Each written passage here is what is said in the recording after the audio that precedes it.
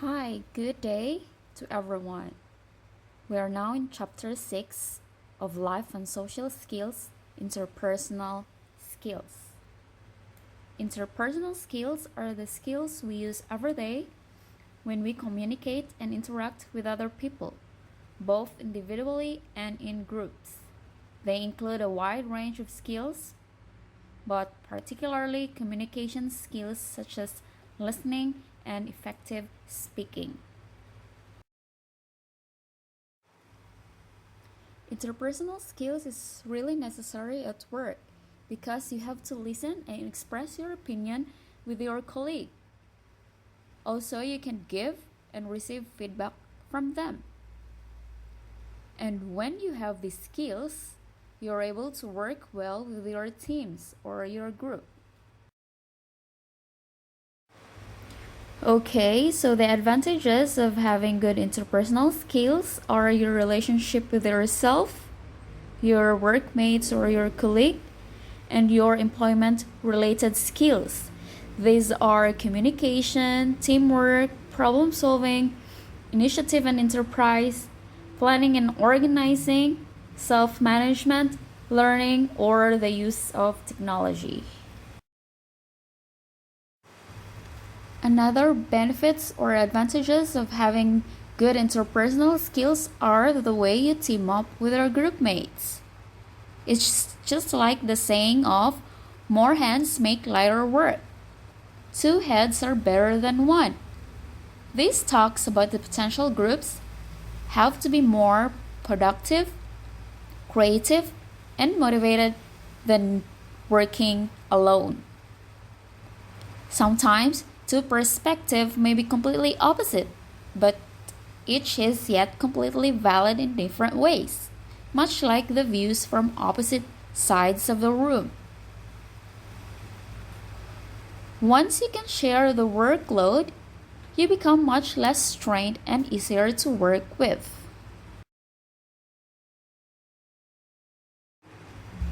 People very often take communication for granted. Communicators constantly exchange information, meaning people always seem to be either receiving or giving information. Communication can be the arts of listening and expressing skills that determine personal effectiveness and marital satisfaction. And also verbal communication, which requires language, while nonverbal communication, which does not need language to exchange one's thoughts. For example, silence. People who pay attention to details have a better memory than others.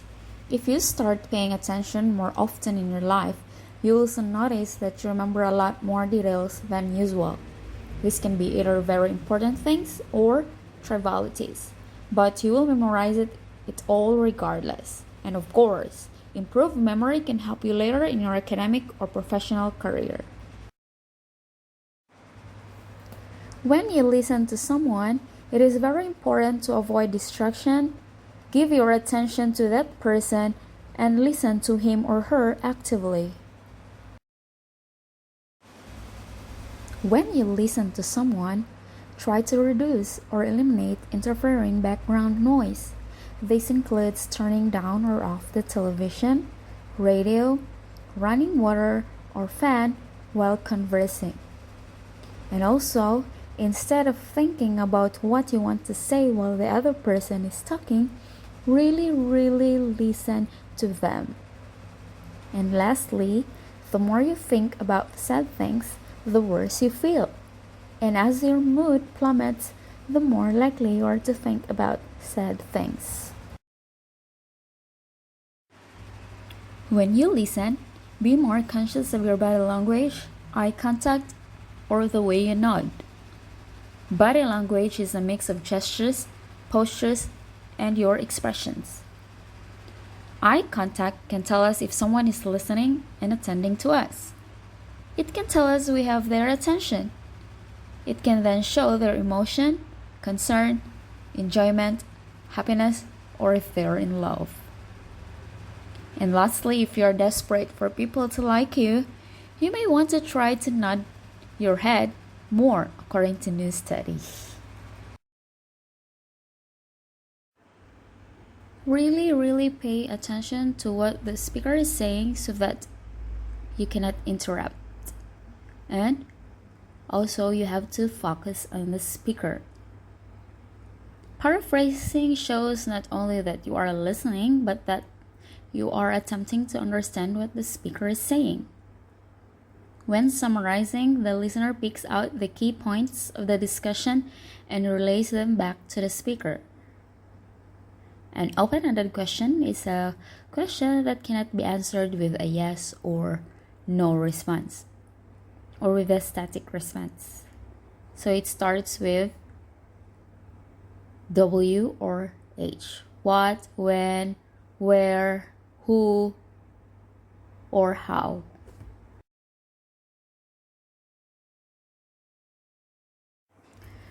Communication is a combination of verbal and nonverbal. Verbal communication includes not only word choice, but the tone, stress, and inflections that are used to emphasize points and express emotions, while nonverbal communication includes body language, eye contact, personal space, gestures, and facial expressions, with the element of 7% for the words we use, 38% for the tone, and 55% for the body language. Body language is the unspoken element of communication that we use to reveal our true feelings and emotions. Understanding body language is important, but it is also essential to pay attention to other cues such as context. A smile can indicate approval or happiness. A frown can signal disapproval or unhappiness. How about if you're in love? What is your facial expression? When you watch comedy movies, when you're scared. So you have different facial expressions. You don't feel happy if you're scared, right? Yes. So also the eyes are frequently referred to as the windows to the soul, since they are capable of revealing a great deal about what a person is feeling or thinking. How we hold our bodies can also serve as an important part of body language. The term posture refers to how we hold our bodies as well as the overall physical form of an individual. Posture can convey a wealth of information about how a person is feeling, as well as hints about personality characteristics, such as whether a person is confident, open, or being submissive. Nonverbal language is about being communicated in the tone of your voice all the time. It is subtle and the most important aspect of speaking. Listening is key to all effective communication. Without the ability to listen effectively, messages are easily misunderstood. While self-expression definition according to Merriam-Webster, the expression of your thoughts or feelings, especially through artistic activities such as painting, writing, dancing, etc. So basically, it's the way we display our individuality. Using I statements can be very effective when expressing our feelings relating to requests and limits. I statements are a way to take ownership of a reaction to a situation. Like for example, if you say something like, I feel very upset when you're not here at 8:30. I feel means that you share how you feel inside when someone did that thing. To be able to communicate effectively and accurately, we must be aware of our own emotions. Make sure verbal and nonverbal messages match. Make requests by asking questions. Like for example, if you say like, would you tell me something I've done well before you criticize me? So even when people understand how you feel, they still may not know what to do. It is up to you to identify what you would like from them. To overcome barriers to communication, you have to pay attention to details. You have to strive to understand the target meaning and consider your nonverbal expressions. Also, for positive language, a good starting point is to build a vocabulary of positive words, such as absolutely, amazing, it's brilliant, exactly, excellent. And for asking for feedback, it's not an easy or natural task. Asking for someone's opinion or evaluation of you and your work, but it's an essential part of career development. Trust me. In the world of communication, we talk about congruence, which refers to the harmony between what is said using spoken language and the way it is. Good listening allows us to demonstrate that we are paying attention to the thoughts, feelings, and behaviors of the other person, seeing the world through their eyes. This is crucial to maintain productive relationships, and sometimes the only way to establish communication. Openness in interpersonal communication is a person's willingness to self-disclose, to reveal information about himself or herself as appropriate. Openness also includes a willingness to listen openly and to react honestly in the message of others. True communication involves respect for the other person as well as active energy on your part. These two skills are essential ingredients to make relationship. Feedback is praising good performance and offering corrective suggestions. Giving feedback is a skill, and like all skills, it takes practice to get it right. Constructive feedback comes with positive intentions and is used as a supportive communication tool to address specific issues or concerns. The more specific you can make your feedback, the more actionable it will be.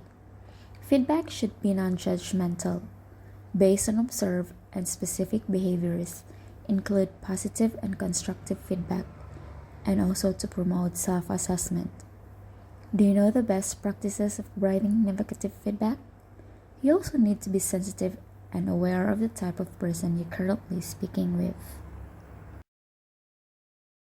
The objective in giving feedback is to provide guidance by supplying information in a useful manner, either to support effective behavior or to guide someone. The more specific you can make your feedback, the more actionable it will be. Talk about the situation, not the individual. Feedback is a two-way street. You need to know how to give it effectively and how to receive it constructively. Feedback should be given in a timely manner, which means it is important to give constructive feedback immediately upon discovering any issue or problem. In order to be receptive to feedback, it's key that you are open and refrain from getting defensive. This in part means being open to opinions and ideas that may differ from your own. Instead of trying to justify your actions or blame someone or something else, carefully listen to what is being said. Focus on understanding the feedback first, not on your immediate innate reaction. In giving effective feedback, concentrate on the behavior, not the person. One strategy is to open by stating the behavior in question, then describe how you feel about it, and ending with what you want. Balance the content. Be specific, be realistic, own the feedback, be timely, and offer continuing support. Imagine you've been called into your manager's office to hear the result of your annual performance or leadership review. If upon hearing the feedback, your initial reaction is to get angry, stop for a minute to think about what you're being told. Fear of criticism is a common but manageable reaction. Learning to overcome your inhibitions will enable you to welcome constructive feedback as an opportunity for growth. People with strong interpersonal skills tend to be able to work well with other people, including in teams or groups, formally and informally. They communicate effectively with others, whether family, friends, colleagues, customers, or clients. They also have better relationship at home and at work. Group work is an effective way of learning and cooperation with others. The goal of cooperation is for each member of the group to benefit. Who needs more support, encouragement, and assistance in completing the assignment? The teams are responsible for learning the task together, helping each other, sharing each other. Properly structured group projects can reinforce skills that are relevant to both group and individual work, including the ability to break complex tasks into parts and steps, plan and manage time, refine understanding through discussion and explanation. Interpersonal skills are the skills we use every day when we communicate and interact with other people, both individually and in groups. A group is a set of people, organizations, or things which are considered together because they have something in common. There are certain elements that need to be in place for group work to be successful. Group members share a sense of purpose or common goals that each member is willing to work toward. Members feel that they've played a role in determining these goals and the methods used to achieve them. When a task is accomplished or the demands of the situation change, the group can change its focus or direction to meet the new goals. Elements of an organization that typically influence group proceedings include communication, participation, decision-making, and organizational roles. When observing these specific areas, you will likely see several things happening simultaneously. This is to be expected, but it can also be rather confusing. Group dynamics deals with the attitude and behavioral patterns of a group. It can be used as a means for problem solving and teamwork that make a group more effective. In order to achieve a task, ensure that each group member has responsibility and accountability for their task with an agreed deadline. Build and maintain the group. Remember that the most effective team leaders build their relationship of trust. Make sure that you have a clear idea of what you need to accomplish. Develop and help individuals. Groups are more likely to be effective when goals are clear and relevant to all group members. Communication is accurate and clear, and cooperate each other. Team members must have respect for each other for their group efforts to be fruitful. Many teams lack a clear process for making decisions. Others create decision-making processes that are plenty clear but take forever. When the group encounters a problem, confront it openly and attempt to find a solution. Healthy and constructive conflict is a component of high-functioning teams. Groups needs to be nurtured. What does this mean? It means that, from a leader's perspective, teams are a combination of three living elements, which are he as the leader, the team as a whole, and members as individuals. To nurture a happily productive team, a team should set clear goals and expectations, meet with employees regularly, and tell them why their contributions matter. Typically, your presentation has a specific goal. It is essential that you define your objectives before you plan your presentation, your delivery, and how to overcome your nerves. What do you think is the purpose and context of your presentation? Does it inform, train, persuade people, entertain people? Are you going to sell or demonstrate? And who are the audiences? You also have to provide a venue. And how much time do you need? Is it formal or informal? So ask yourself first. Careful planning for your presentation is essential. It focuses on the importance of the presenter's relationship with the audience and suggests key strategies to make an impact. The most difficult and also the most important part of making a presentation is actually getting started. Your first step is to collect and read as much as you can.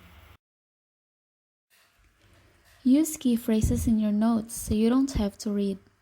Appropriate visual aids provide support to the topic, to the occasion, to you, and to the audience. KISS means keep it short and simple. Speak in a conversational style. Do not talk at your audience. Pretend you are talking with your audience. Rehearse such as you plan to present. If possible, rehearse in the same location that you will deliver your speech. Now, one more thing remains.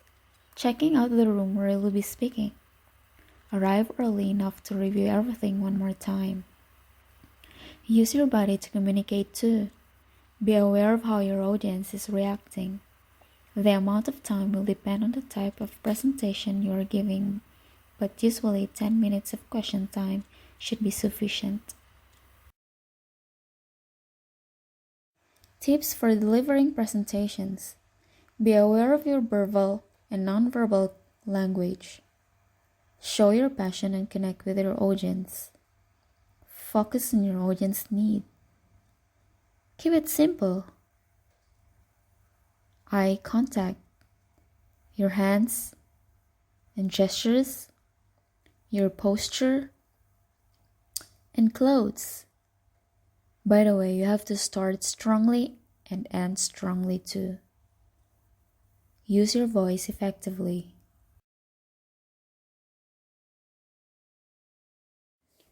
When you're nervous, it's easy to speed up your speech and end up talking too fast, which in turn causes you to run out of breath, get more nervous, and panic. Don't be afraid to slow down and use pauses in your speech. Pausing can be used to emphasize certain points and to help your talk feel more conversational. Even if you have lack of experience, lack of preparation, lack of enthusiasm, your negative self-talk, you can do it. Banish public speaking nerves and present with confidence. Be over-prepared. Rehearse, rehearse, rehearse, and rehearse. Use relaxation techniques such as deep breathing exercises. And don't forget to arrive early too. Positive mindset is vital to delivering a good presentation. Play out all the worst case scenarios so that you are prepared for any eventuality. Reduce or avoid your caffeine intake from coffee, tea, and other sources. In summary, interpersonal skills not only help students in their education or school life, but throughout their career too. As students develop their interpersonal skills during school, it becomes a part of their behavior and helps them interact with people from different sectors. Employers too consider students' interpersonal skills an important factor in selecting a candidate. Hence, interpersonal skills increase chances of employability and a successful career in life. Good luck! Thank you. If you have any question, don't hesitate to message me through my email.